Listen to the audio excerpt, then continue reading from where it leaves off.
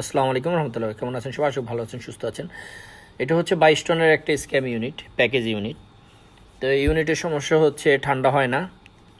নিচে থার্মোস্ট্যাটের সাপ্লাই ঠিকই আছে, বাট থার্মোস্ট্যাট চলতেছে, কিন্তু উপরে ঠান্ডা হচ্ছে না। তো আমরা চেক করার পর উপরে আসলাম।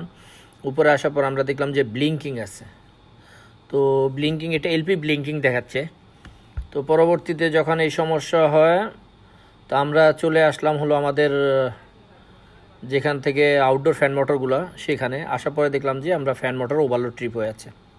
তো ওভারলোড ট্রিপ কেন হয়? নর্মালি যখন হাই এমস নেয় বা মোটরে কোনো শর্ট থাকে, এইসব কারণেই মূলত আপনার হচ্ছে ওভারলোড ট্রিপ হয়। আদারওয়াইজ ওভারলোড ট্রিপ হওয়ার কোনো সম্ভাবনা থাকে না।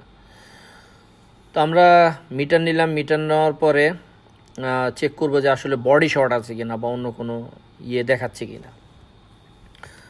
তো আমরা এটার পরে আপনার মিটারটা রেডি করে আমরা যখন মোটরটা চেক করতেছি, তো চেক করার সময় আমরা দেখলাম যে আসলে বডি দেখাচ্ছে না।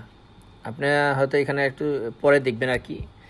তো এখানে আমি যখন মোটরের সাথে মোটরটা চেক করতেছি যে আমার কোনো সমস্যা আছে কি না, ইয়েগুলো ঠিক আছে কি না, মোটর কন্টিনিউটি ঠিক আছে কি না।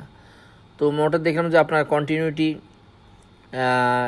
একটা ঠিক দেখাচ্ছে, আরেকটা হচ্ছে কন্টিনিউটি ঠিক দেখাচ্ছে না। তো কন্টিনিউটি ঠিক না যখন না দেখাবে, মনে করেন আপনি 3টা ফেজ আছে, একটা ফেজে 10, আরেকটা ফেজে 10, আরেকটা ফেজে 10 দেখাবে যদি অরিজিনাল হয়, বা সামথিং হয়তো এক পয়েন্টের দিকে, কিন্তু যখন অনেক ডিফারেন্স হয়ে যায় তখন হচ্ছে এটা সেম শর্ট আছে বডি তার ভিতরে, অর্থাৎ এটা কয়েল ঠিক নাই।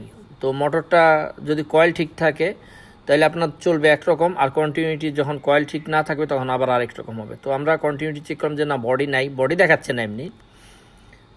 কিন্তু পরে আমরা যখন মোটরটা যখন চালাই দেখেন যে বেয়ারিংয়ের প্রচণ্ড সাউন্ড, তাহলে আমরা বুঝলাম যে না, আমাদের বেয়ারিংয়ের সমস্যা আছে। তো দেখেন চলতেছে কিন্তু বেয়ারিং সমস্যা আছে, এটা কিন্তু সেম শর্ট হয়, এই কারণে হাই এমস নেয়, নিয়ে ওভারলোডটা টিপ করে। তো আমরা মোটরটাকে খোলার ব্যবস্থা করতেছি, মোটরটা খুলে ফেলবো, কারণ মোটরটা তো যেহেতু আমাদের চলবে না, তখন এটাকে খুলে রিপেয়ার করতে দেওয়াটাই বেটার। তো দেখতে পাচ্ছেন আসলে প্রচণ্ড গরম, মিডল ইস্টের কাজের অবস্থা। তো এগুলা আবার ভেতরে প্রচুর জায়গা আছে স্ক্যাম ইউনিটগুলার কাজ করার জন্য সুবিধা, কারণ অন্য অন্য ইউনিটে এতটা, যেমন আপনার নতুন যে ইউনিটগুলো আছে অনেক জায়গায় এতটা জায়গা নাই।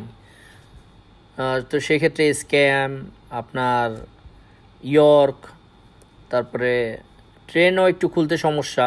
ট্রেনের বড় এইচইউওয়ালা যেগুলো, সেগুলো ঠিক আছে, অন্যগুলো ঠিক। তো এগুলো আমরা আমাদের এরকম সমস্যা হয়। কিন্তু আমরা প্রথমে কানেকশন খুলে দিয়েছি, কানেকশন খোলার পর আমার মোটরটা প্রায় খোলা শেষের দিকে। তো মোটরটা খুলে ফেলছি আমি, এবং নাটগুলো উপরে দিয়ে দিছি সবগুলা। তো উপরে উঠায় নিছে মোটরটাকে।